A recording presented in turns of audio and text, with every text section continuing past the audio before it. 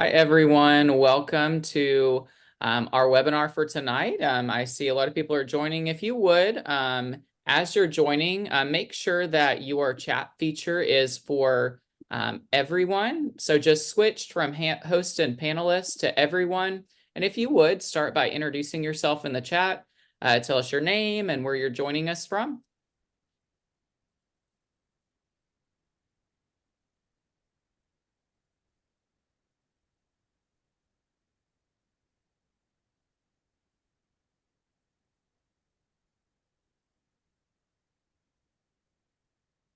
I see Matt, welcome. We have some people here from St. Louis, Eastern Michigan, a lot of people from Missouri, Broward County, welcome.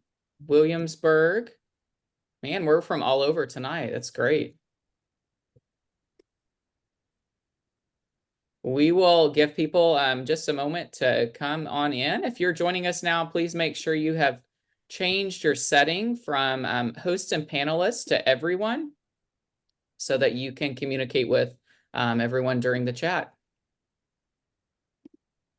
I'd like to start by welcoming you from the National Council for History Education. My name is Dalton Savage.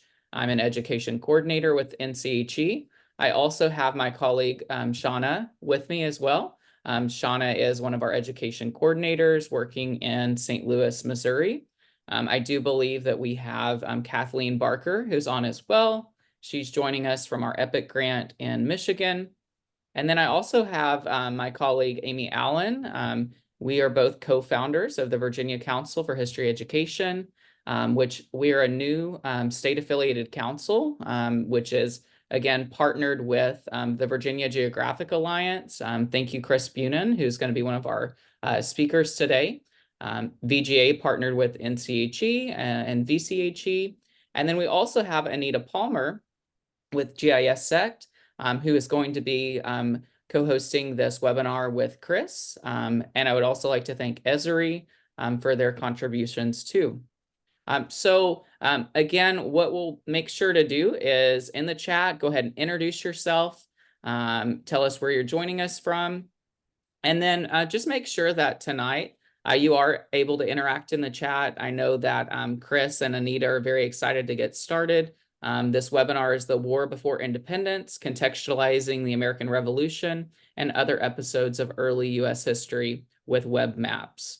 There will be a question period at the end, time for Q&A. So if you have questions, please place them in the Q&A below throughout the presentation, and then Amy will get into the questioning towards the end. So without further ado, I want to go ahead and turn things over to Chris and Anita and just welcome you and thank you for being here with us tonight. Welcome, everyone. Anita, you ready to go? I'm ready. All righty. So tonight, Anita and I are going to, everything we're going to share with you, very importantly, is free.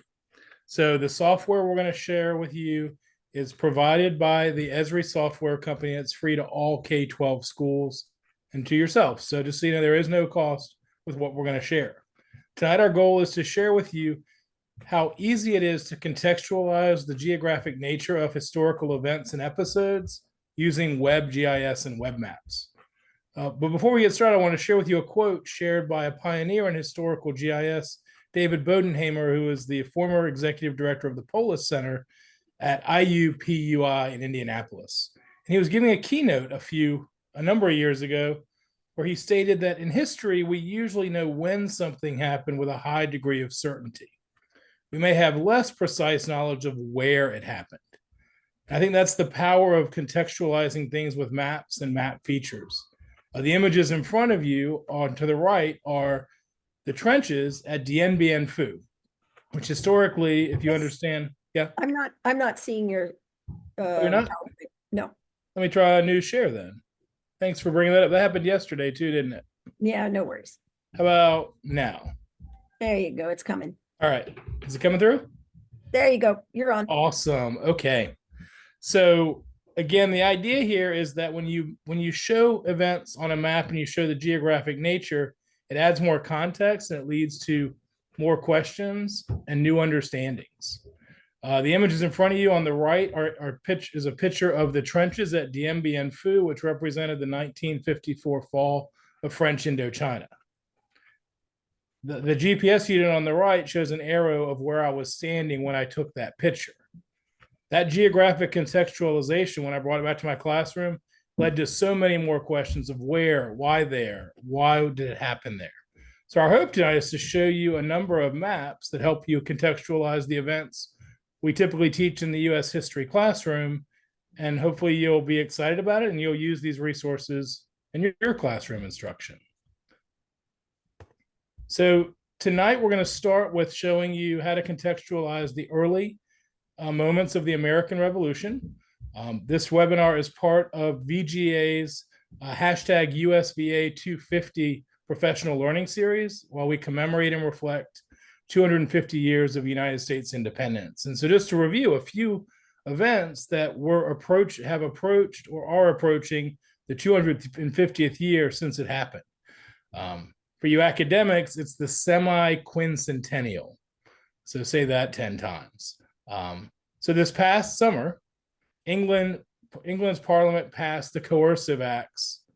That's what they named them. The Americans renamed them from their own experiences, the Intolerable Acts. We are currently in the midst of the 250th year since the First Continental Congress met.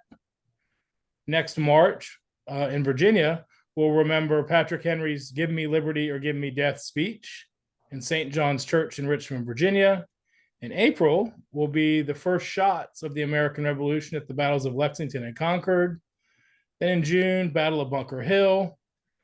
And really a master when you talk about teaching about geography and the human spirit is Henry Knox's travels to Fort Ticonderoga to collect 60 tons of cannons to bring back to Boston. And in January of 1776, or in 2026, we'll remember 250 years since Thomas Paine published Common Sense. So we're going to go ahead and dive right into showing you a WebGIS map of how you can contextualize the American Revolution before independence. So here is a WebGIS map, and on this map, you will see a number of different map notes. In the chat box right now, I'm just curious if anybody can think about what information is hidden behind these map notes as you look at the geographic nature of the moments before independence. What might we find behind each door or each map note on the map right now? Think of your own understanding of the revolution.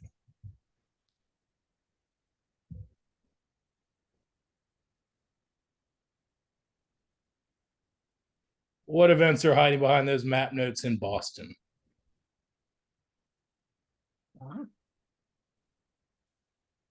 Boston Tea About in Party. Philadelphia?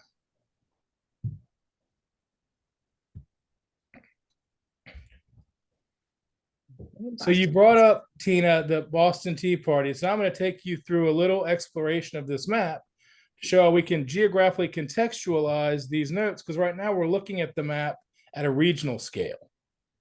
So over here on the right, I have some bookmarks, and I'm going to choose the bookmark to take me to Boston called Ripe for Revolt. And notice how when I zoom in, the map notes separate out and we can see some geography here. So as Tina shared, she's right. The Boston Tea Party occurred in December of 1773, in which the Sons of Liberty dumped millions of dollars worth of tea into Boston Harbor. The map note here in Boston Harbor represents the Boston Port Act, which was part of the Intolerable Acts that closed Boston's shipping industry by closing the port. Does anybody know what the map note, I'll just go ahead and tell you just for time, the map note outside here in Concord is going to be the reaction of the Sons of Liberty to encourage militia to start to collect weapons. And the royal governor of Boston, as we know, is going to send out soldiers to collect those weapons. And so we have another bookmark to say, well, let's zoom in even closer and look at the geographic nature of the early events. And we see some lines here. We see lines, if I turn on the legend, that represent Patriot and British lines. If I click on this line, does anybody know whose name may pop up on these Patriot lines heading from Boston to Concord?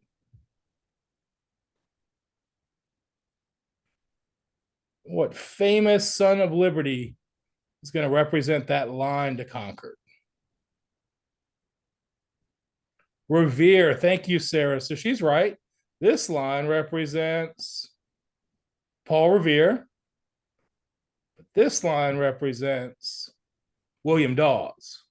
So Paul Revere was not alone. He had William Dawes help him to cover the southern route of the Midnight Ride. And they're going to be joined in Lexington, outside of Lexington, with Dr. Samuel Prescott, who was on his way home from Lexington. But then if we follow this line all the way to Concord, we see that Paul Revere didn't make it to Concord. Dr. Samuel Prescott was the only one who made it there. Paul Revere was captured and William Dawes ran off when stopped by redcoats. We then can go to our layers and we can turn on our battles. And we see a number of battles that pop up here. And so now we can contextualize for students that there were a number of battles occurring around Boston. The first shots are fired in Lexington, and it will show you the date and the casualties. Then it will show you the Battle of Concord. So in Lexington, the shot heard around the world, 1 British casualty, 18 US or Patriot casualties. In Concord and the aftermath back to Boston will result in 250 British casualties. And then you can show the route that the redcoats took, but notice right here, this will lead typically to students asking more questions. Then they might say, well, what's this battle right outside of Boston? And this will be the first major battle, the Battle of Bunker Hill. So now we can zoom out. Give me back to my bookmarks. And we can zoom out to December of 1776. When we do that, notice these are all the battles that occur in 1775 and 1776. With the software, I can go over here to my battles and I can tell the software, show me just the battles that happen. Hold on. Show me just the battles that happened before we even declared independence. And notice there's an option here for before the DOI, as my elementary teaching wife likes to say, the DOI is yes. And notice these are all the battles that happen before. Chris, you want to do is. You've got is not there. Is not. Oh, thank you. Is. There you go. Yes. And notice that when we do this, we get a whole different geographic pattern. And we can see the battles occurring and where they occur. Sorry, I've got a screen in front of me here to zoom out. So this shows all the American Revolutionary War battles that happened before American independence. And you can ask students to look at, based on the legend, who was winning the battles, where are these battles occurring? If students don't know which colonies there are, notice in the legend we have that they're New England, middle, and southern colonies. So you can begin to teach the phases of the war. And many students are surprised to learn that all of this fighting was occurring before the Declaration of Independence is even sent to England. There is more to this activity. The map notes outside of Philadelphia look at the crisis and the events leading up to December of 1776 to see what was the reaction to the Declaration of Independence. So these battles happened before. The activity continues where students explore what happened the 6 months after the Declaration was signed. However, Anita and I want to share with you more activities today, but just to show you right here, here's an example of a WebGIS activity. We'll show you the scripts. and how you can geographically contextualize all the events that we teach our students to remember as the steps and the events that lead up to American independence. Please put any questions you have about the software in the chat box, and we'll be happy to discuss those at the end. But now Anita is going to share with you what is this software we've been using called GIS. So what is GIS? GIS stands for Geographic Information System. So let's break it down. The G in GIS is the geography part. The map is the vehicle for visualization. So that's our number one. The I is information, stands for information. And you know, what is one of our issues today? It's the sheer amount of data that is constantly coming at us. So the I is information. We have so much information. The S stands for system. Everything happens somewhere, and a GIS encompasses that locational data, and it processes it on a map.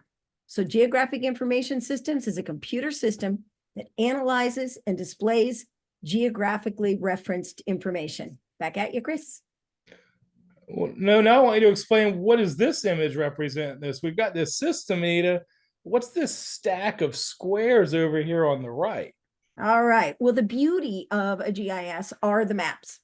So as we look at that, what we're seeing is different layers of maps. So let me give you a scenario. We have a lot of coastal communities in the United States, not just in Florida. They're in a lot of other places. And so what happens if you happen to live kind of near a coast and you're beginning to get concerned about, flooding and during events? And so we could have a map, say that bottom one is a map of the coastal plain. So it shows where that is. Then the next one can be a map of where all of the structures, houses, buildings, stores, this, that, and the other. So that could be the second one. The third one up could be how much rain did we get if this was post a prior event. So how much rain could we get? That would be on another one of those square maps. And then how might that change in the future? So we know we could have some analysis on another map to see how that could change. Squish them all together, and you now have a map that you're looking at that could give you a good analysis of, would you be part of perhaps a flooding incident? Let me just give you one more way to visualize this. I'm pretty old. And when I went through education, classes, we had transparencies and overhead projectors. Imagine each one of those is a transparency with a layer of data drawn on that. You put all those transparencies together, and now the students see, oh yeah, I get it. Here's the story. That good enough? Thank you, Anita. Yeah. Sure. And, if you think of the map we just shared with you, the bottom layer here are points. So we had points for cities, points for battles. We could add rivers and lakes. The zoning here are the states and the colonies. And these other roads, well, that's Paul Revere and the Patriots route. I mean, Paul Revere's route and the Redcoats route. So what we both love about GIS for history is the spatial concepts are the same as we use for environmental analysis. And history classes are probably the classes where students interact with the most geography and the most maps. So, Anita, will you share this last slide that helps drive the geo inquiries we're about to show them?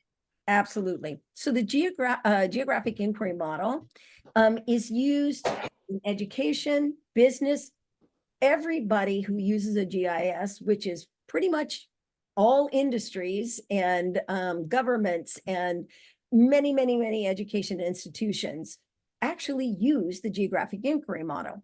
So we start out with the ask, and think about when you teach something to your students, when we want to do some research, what's the first thing we do? We do that because we have a question about the topic or place that we're talking about. That's the ask. So then we move on to acquire. How do we begin to get information that's needed to answer our question? So we go out and we acquire data. We go out and we do research, etc. Then once we have those data, we can turn using, then we're doing our exploration. We turn the data into tables, databases, charts, and maps. So that's part of our exploration. Now that we have this cool map that we've created with data on it, we need to analyze. And we need to use the power of that GIS technology to focus on the relationships between the data, the different data that we've collected, and explore that. Why is that data there? And so what? Why do we care?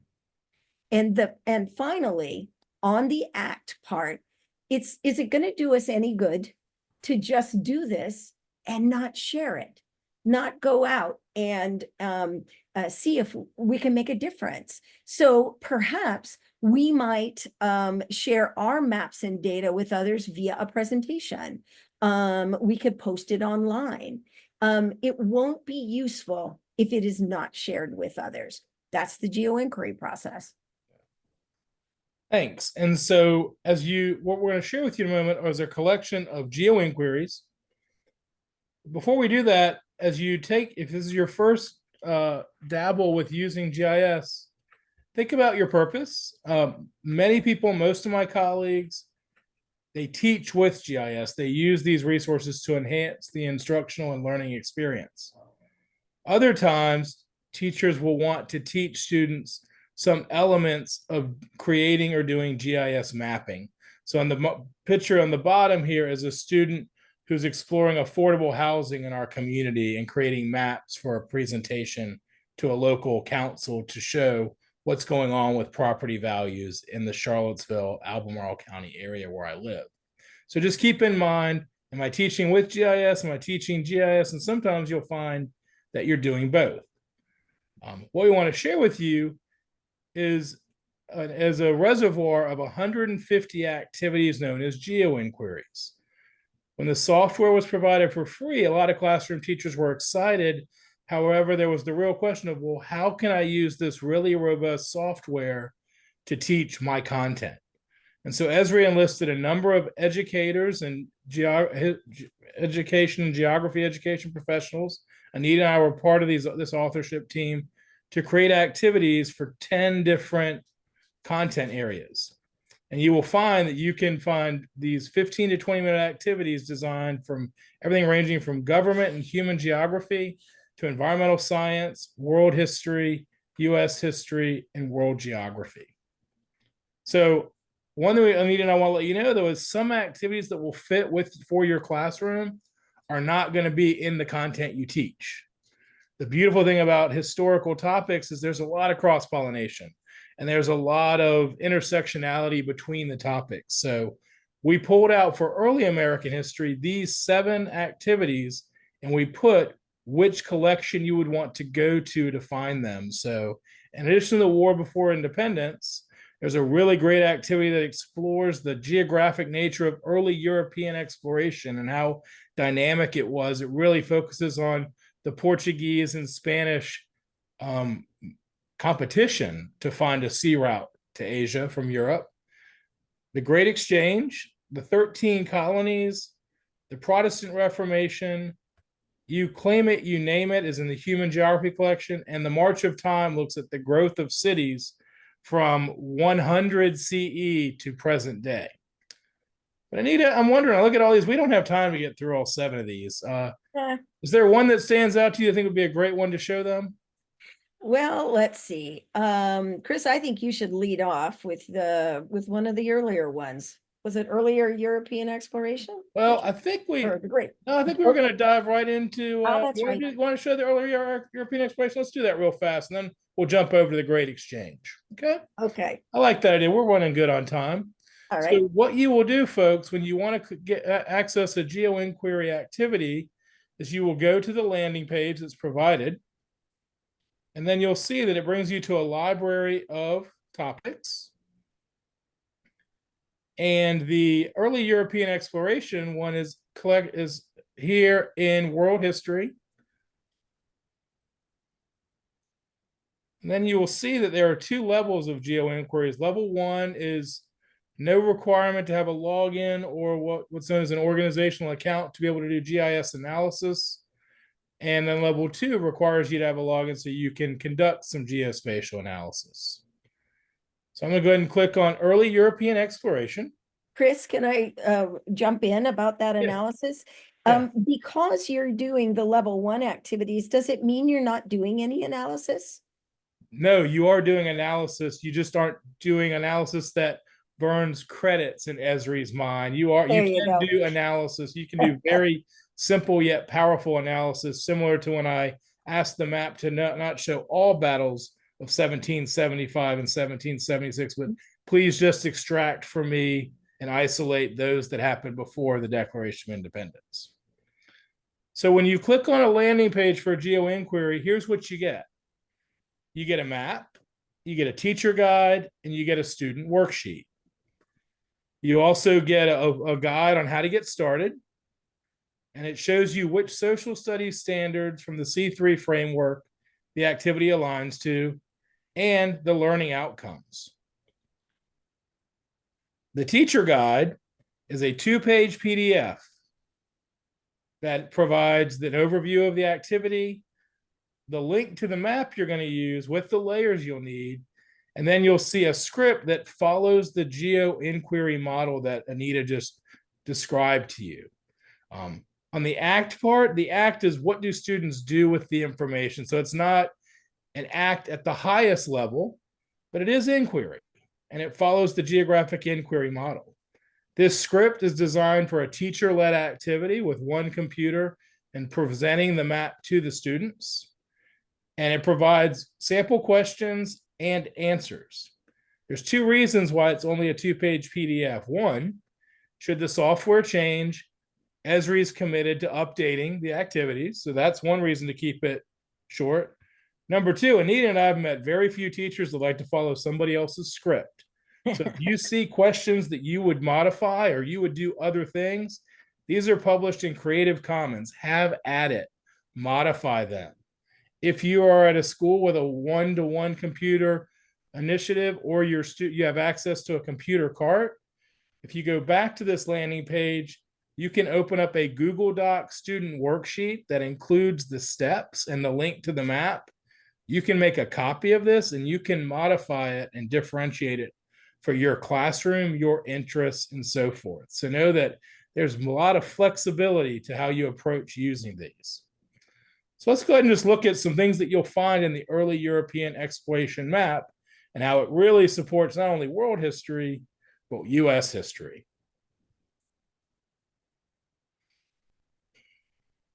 So when you open up the map, it will bring up a map node here where the students get introduced to Prince Henry, the navigator, who, as legend has it, built a home on the edge of the Atlantic Ocean looking out to the unknown sea.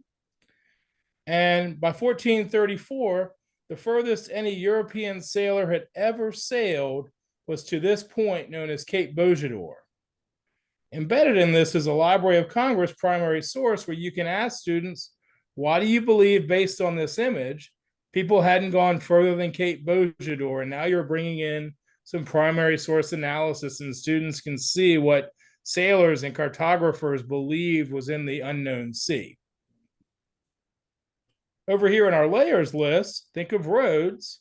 we have early Portuguese routes.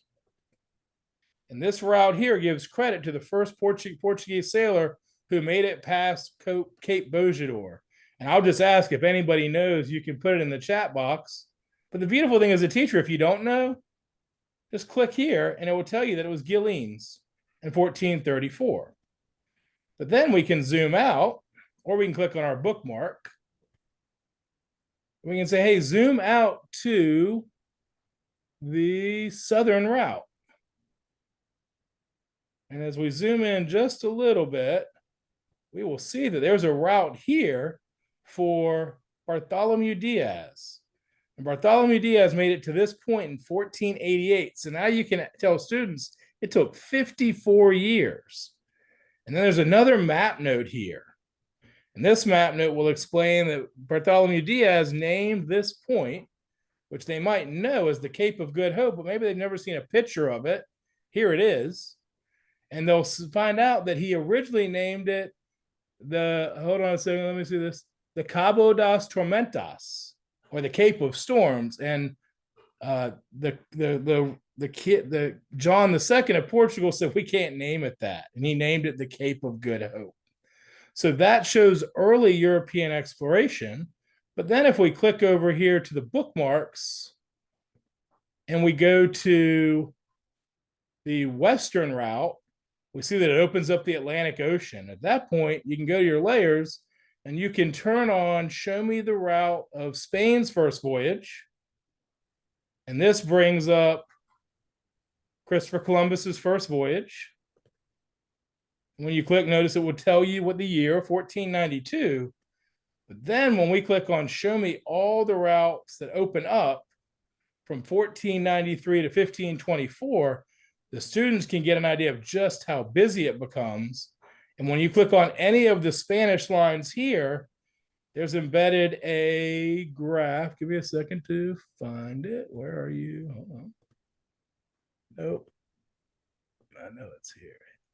So notice here, when we look at this line, it shows you that Columbus shares with students, he went on 4 voyages. You can ask students to add some mathematical analysis here to look at, what do you notice in this bar chart? And they notice that on his second voyage, he has 17 ships with him, and that can lead to another conversation and other questions. It also shows that Portugal is exploring in Spain, and what they find out when they click on this map note is that there was an explorer named Amerigo Vespucci who realizes Columbus was in a mundus novus, in a new world. And this ends up being named America. As you work through this activity, it also includes the line of demarcation. And when you click on it, it provides a map note and talks about how the Pope divides up land claims for Spain and Portugal. And then it ends with showing what were the European land claims in 1700. And when you turn on the legend, notice all this information and all of these layers of geography and history that you can reveal to your students. And the beautiful thing is, if a student, you need to go slower or to help review things, turn off some layers. Zoom in to the area of the West Indies and show where these routes are and where they were exploring. So it's not a what you see is what you get kind of map. And so this is what you get with the early European exploration activity. So let's see, Anita, do you want to head to the Great Exchange? Yes, I do. All right, so Columbus's voyages opened up another big era, a 500-year era, really. And so we're going to show you another activity, and this one is titled The Great Exchange. That one you will find in the U.S. History collection.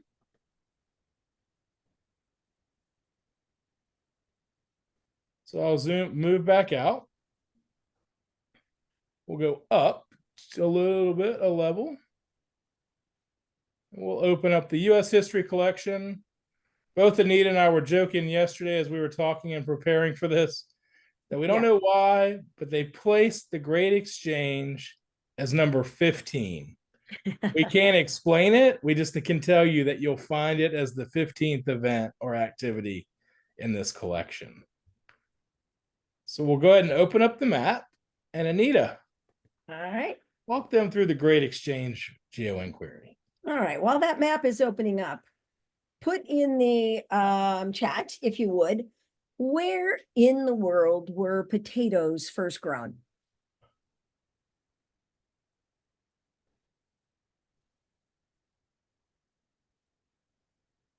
This would be a student prompt. Oh, Okay. Scotland, England, Ireland. Okay. you know what's interesting, Anita, is Ireland is the #1 response I've received every year when I use this activity. All right. Well, okay. And then Amy, it looks like, put in with like a little question mark, South South America. America, Yeah. Idaho. Okay, that'll be another. Yeah. You know, we all in the US, we all think of Idaho potatoes, right? All Mhm. right. So, Chris, let's go ahead and turn on crop origins. I will do that. All right. And then let's turn the legend on as you've done in some of your other maps. And let's take a look and see where potato production, I'm sorry, potatoes originated from. What do we see? So yeah, South America. Well done, Amy. Good on you. So anyway, all right. Let's go look at now. Let's go turn another layer on and look at potato production currently. And let's see, did it all stay in South America? Well, we know that's not the truth. But what kind of pattern are we seeing here as far as potato production? We see it pretty much almost every continent, with the exception or country, with the exception of Australia. We see not, we see, the US has adopted much of Europe, etc. But do we see Russia and Mongolia? Do we see Alaska and Northern Canada? How about Southern Africa, Australia, Southern South America? No. So there's something there that we really want students to then begin to embrace and think about. And hopefully they'll say, how come it's just across the middle? It's a potato. So And you know, Anita, yeah, when I teach this, the power of social studies vocabulary word I use and really reinforce here is Yeah. diffusion. Diffusion, absolutely. So what are we seeing as far as the diffusion of potato, I don't call them potatoes, but for some reason that's coming out that way. Potato production in today's market, today's world. So that's great. Let's go ahead and turn off potatoes production, and let's turn on the maize and bananas. Excuse me, maize representing, and the students might say, well, what's maize? So we have another discussion there, right? But I noticed a lot of people are from Michigan, and I promise you they know what the maize is for the maize and the blue. Yep, yep, absolutely. And so let's go ahead and let's click on or go back and look at our where they originated from. And so yeah, go ahead and click on the green down near. All right, I'm going to turn off the banana so we can just look at corn. Yeah, that's great. Or maize. There we better. go. Yep. And yeah, I apologize for that. So it started out in Central America. And which I don't know, that may or may not be surprising, but let's take a look at some of the areas like the US. Let's go to that because that's something that's understandable for our students. And what do they see here? What might they recognize there? It's the Corn Belt for us, right?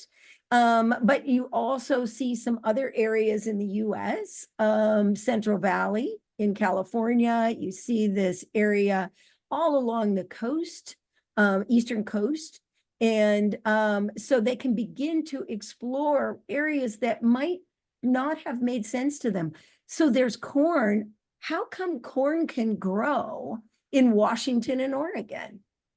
Well, there's a mountain there. On one side of the mountain is lots of rain. On the other side of the mountain, not so much. So corn can have more choice there. And then you can look and see. Now let's go look at bananas, and we see where those bananas were located. And I'll be perfectly honest, when I created this activity, I didn't make the bananas yellow because they were harder to see.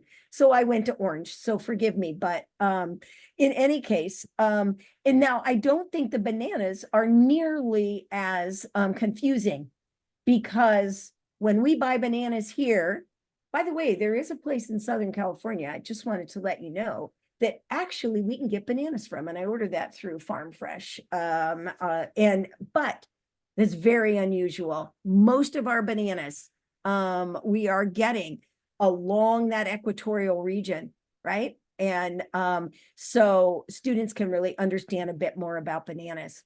So anyway, okay, that's the first part of it. But where did these originate from?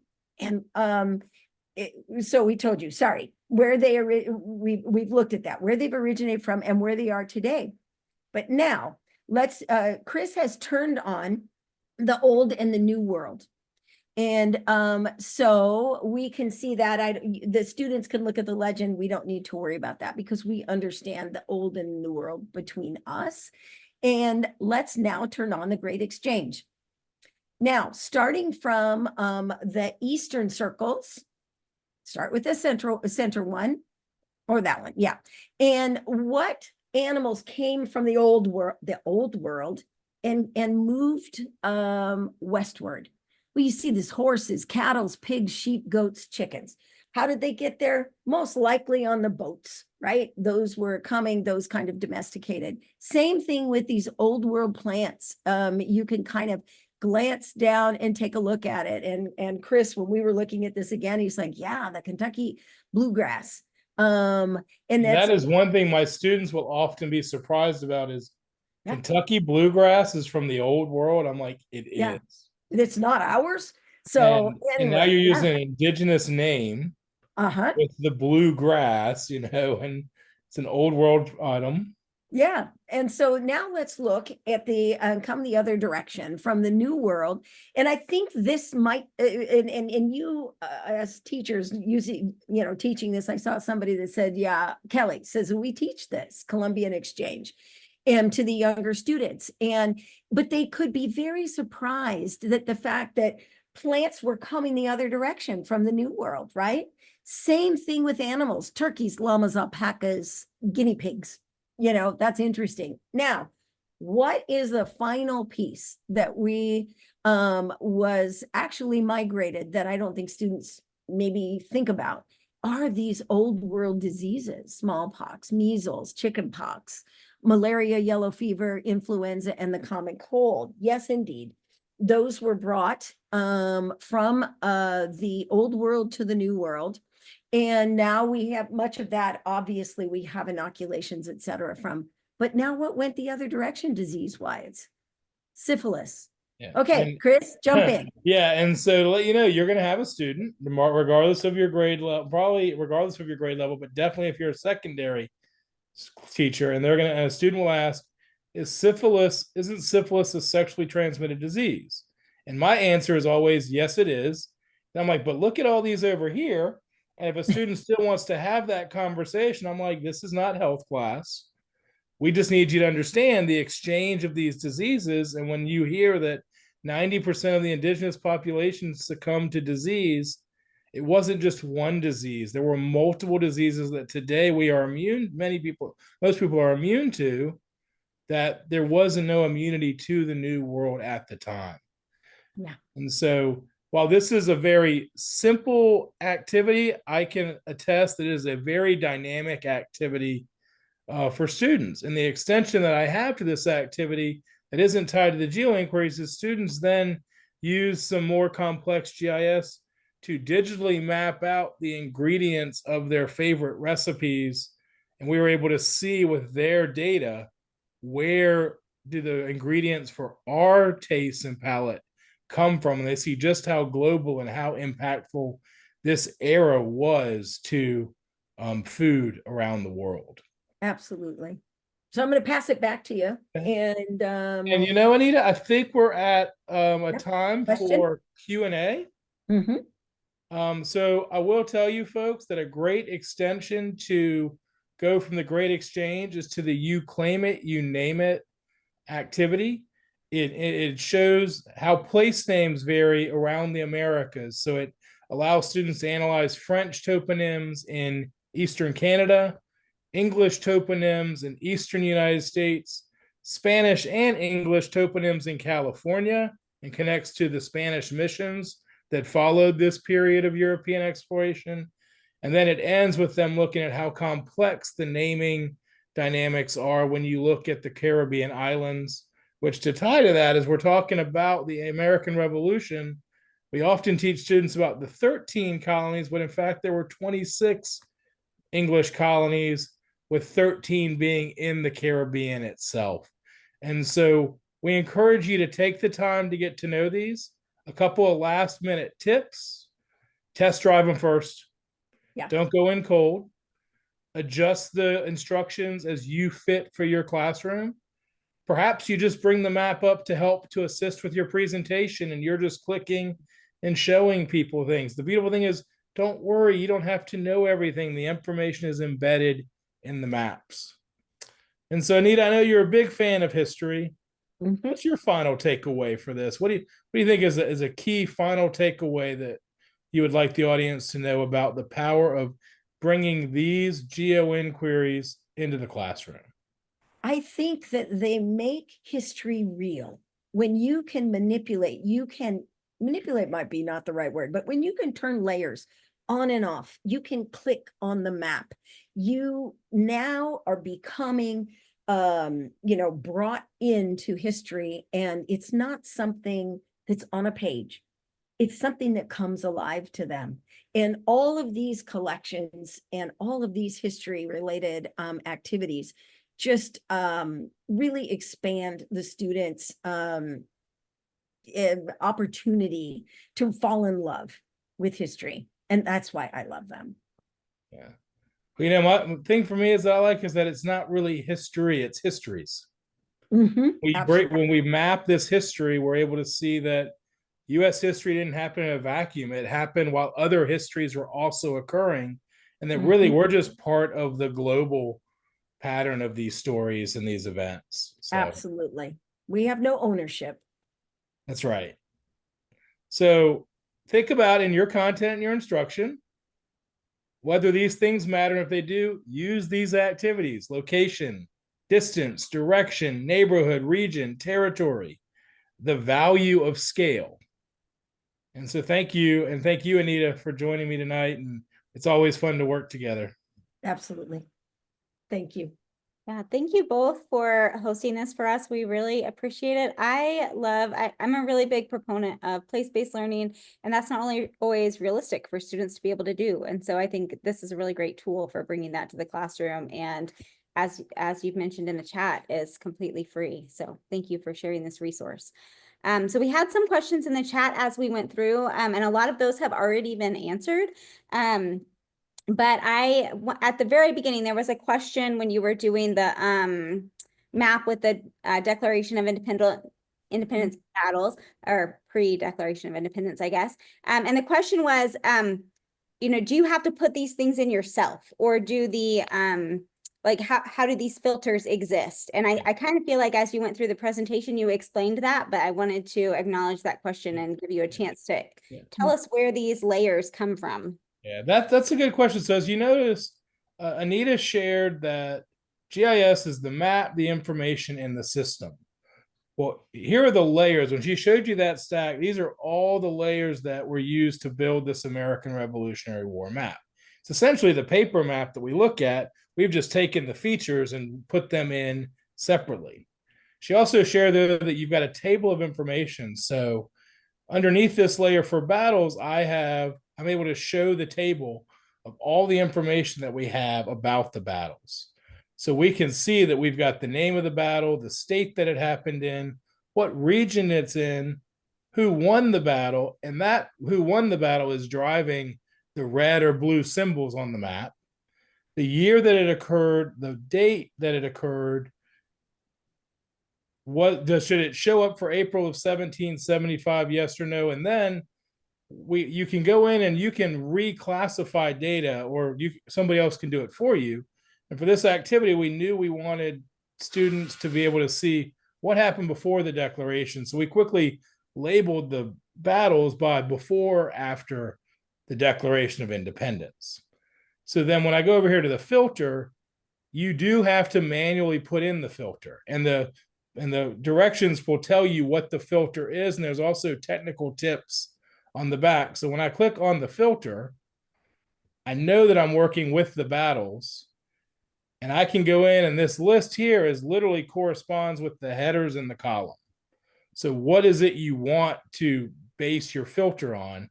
And in this case, knowing the directions, I can say, show me that these are the before Declaration of Independence is the field, and I want the answer to be yes.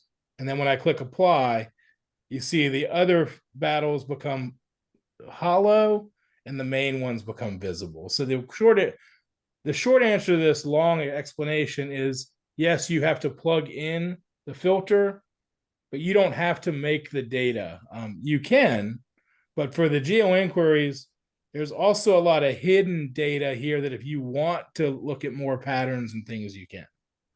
Yeah, and so in this case, if you wanted to find this specific map, you would go to the War Before Independence geo inquiry. And then as you've shown us, there's dozens of others, and they all have unique sets of information. Yeah, when you click on the link, it brings up the description and then the resources. And here's the link to the map, the teacher guide. And if you look at the teacher guide, it will walk you through. When we get to I think it's over here, it'll tell you to filter right here, filter battles. And it tells you what to set the filter as. Awesome. And that's where the practicing comes into play the first time you do it, just so you're not stumbling and fumbling too much in front of your kids. Your kids will pick this up faster than you will. They're just Isn't that the truth? yeah. Another question that we had was just, will this be available later? And there will be a recording of this posted to the Virginia Council for History Education website. And so after the fact, give us a week or so, but we plan to post this on the Virginia Council for History Education website with a link to our YouTube channel where this will be uploaded. And I know that Shauna has gone ahead and put some of the direct links in the chat as well. But are there any other specific questions for Chris or Anita? We have a few minutes left.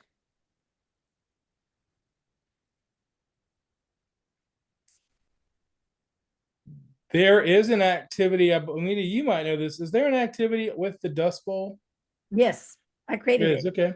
I You love made it. it. Yep. Okay. Yeah, I was actually just trying to get, but my computer froze. I was just trying to get the link, which I'll plop in there. But it's all in the US history, that the Dust Bowl activity. Yeah. Yeah, that's a fun.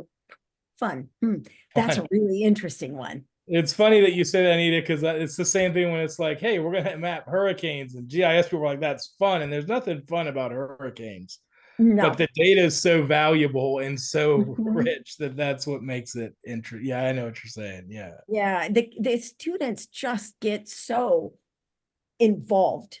Yeah. And let me tell you just a little quickie about the geo inquiries. And Chris, obviously I got to work with Chris on like 4 collections, so it was a lot of fun. And but theoretically they were supposed to be 15 to 20-minute activities. And that's why the maps created for you, the data was all collected and all of that. And it's also in this inquiry process. If you notice on I don't know if we saw a sheet yet, but anyway, with that being said, are you going to finish it in 15 to 20 minutes? Yeah, maybe not, but that's up to you. That's how much time you want to put to it. You may just choose one section of an activity, of a geo inquiry, And indeed, you just want to use it for 10 minutes and you're using it for illustrative demonstration purposes. Or you could flip your classroom and have the students do it ahead of time. They might be in the library if they don't have it at home, technology at home, this kind of thing. And you might have them come kind of prepped for your class, having done it ahead of time. It's up to you. But if you do this once, you're going to say, okay, I got it. This is fine. I can do this. And Anita, that's a good point. When I use these, and I use a geo inquiry, typically each unit, I set a timer. I give the students the worksheet and the map. Nice. I get them started by going through the first section together. Then I set the timer for about 10 minutes. Some students will finish it in 10 minutes and some do not, and that's okay because I don't want it to take the whole time. And then I'll often just ask, so what'd you learn? Tell me something you learned that you didn't know before. And that starts the conversation. So I don't just go down the list. They'll say, well, I had no idea that there was so much corn in the Midwest. Yes, good. Let's look at the diffusion of corn. And then, so it's really nice that you can just treat it like an improvised review of what they see on the map and hit the highlights. Absolutely. I'm watching the discussion in the chat. And I see Licia says, I could have used this for the United States region unit. And I'm looking at others as well. Oh, I could have done, or I'm looking forward to. Just give yourself about 15 to 20 minutes to just really click on the content in those history areas, US, world, history, human geography, world geography. Go just look through those and make yourself a little list of, I can do this one, this, and then go exploring and have fun. Yeah. Check out the upper elementary too. I like the time Yes. zones activity in the upper elementary because if you think about it, this is really sophisticated data. It's just the activities that have been written for an appropriate age group. Exactly. You can modify an elementary map because the data is very rich and do a time zone activity for secondary students. If you have to teach about formal regions or how we organize the world and why is it when we watched the Olympics, it was 5 hours ahead in France. You can bring that to life for your students. I did see one question in the chat box about, are there modern activities? There are. And this is one of 3 webinars. We're going to come back and join you in January. And we'll tell you, okay, now you're teaching the 19th century. And Anita and I will share with you our favorite activities for that period. At the same time, don't let it discourage you from just diving in and seeing what's there and using it, particularly for global studies. Oh, there's so many things you might find that fit. Absolutely. And I'll just leave you with this. Just an affirmation that upper elementary time zone activity, I had university professors who would use that with their university students in their freshman year because they did not know time zones. Yeah. And they needed to understand that. So, mush them up. It's okay. Thank you so much to our panel tonight. Many of you know I'm a former AP Human Geography teacher and reader, so I'm happy to jump back into this world even for a bit because it's all connected. So I know this one was a little bit later, a half hour later than our normal webinars, so I appreciate everyone who's here and that stuck it out for tonight. A couple more that we have coming up on the 29th, which is next week. We have the Weimar Republic and the Rise of Nazi Germany with Brown University and their Choices program. And they usually have freebie giveaways for teachers. So you might want to catch that one. If you cannot make that, we have in November on the 7th, the White House 101 with the White House Historical Association. And then on November 20th, we have the Roots of Resilience teaching about enslavement in empathy for younger learners. So that's particularly for our elementary and middle school teachers, although high school teachers, I do believe you will get something out of that as well. We have one more that I forgot with the Right Question Institute.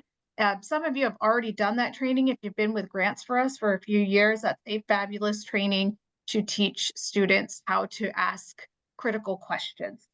So you won't want to miss that either. And those are posted on the website. And again, as Chris said, this particular webinar is part of a 3-part series. So we hope that you can come back again and get your geography on with us.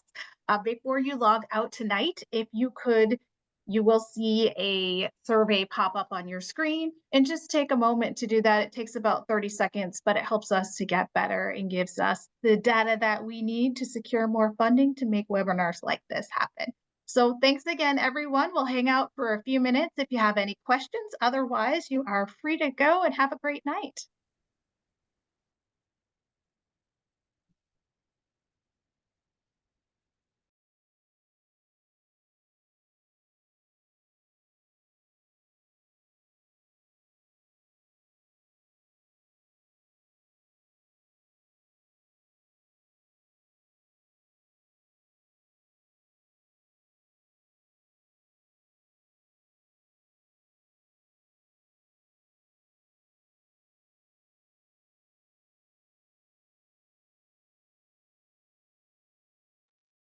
I'm sorry, we might even skip math.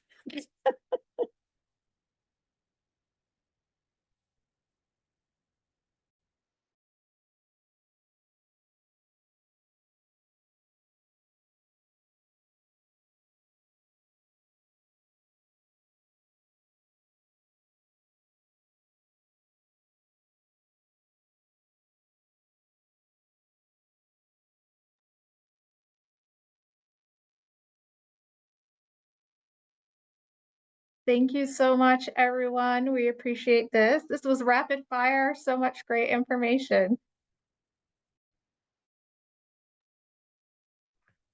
Yeah, well, the beauty is the maps do have so much information in it. It's all there's no other way to do it but with rapid fire, and it just happens.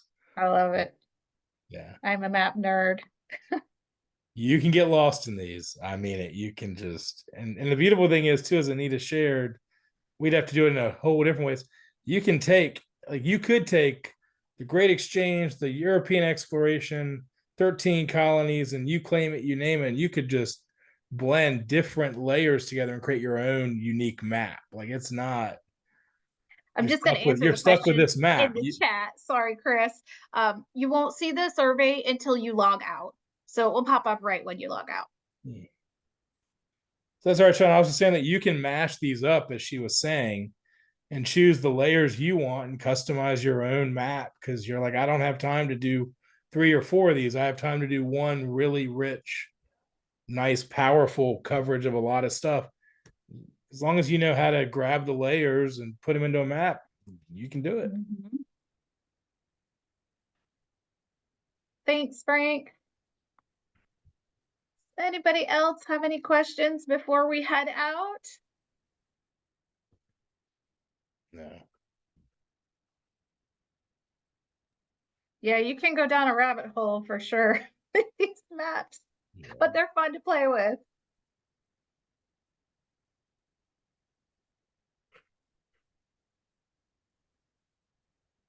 All right, well, have a great night, everyone. Thanks again, and I'm looking forward to the next one. Absolutely. And if we don't see you till then, happy Thanksgiving.